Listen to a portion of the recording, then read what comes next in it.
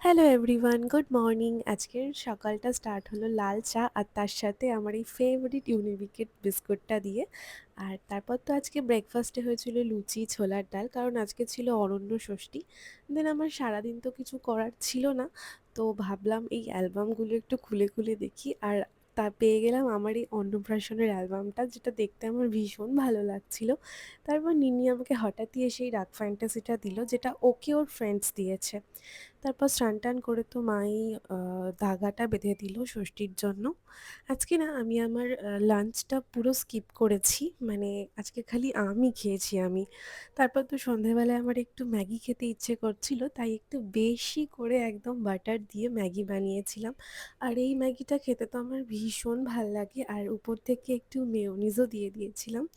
তো ব্যাস এটাই ছিল আমার সন্ধ্যাবেলার খাবার। দেন রাত্রে আজকে মা বানিয়েছিল দই বড়া, যেটা খেতেও ভীষণ ভালো হয়েছিল।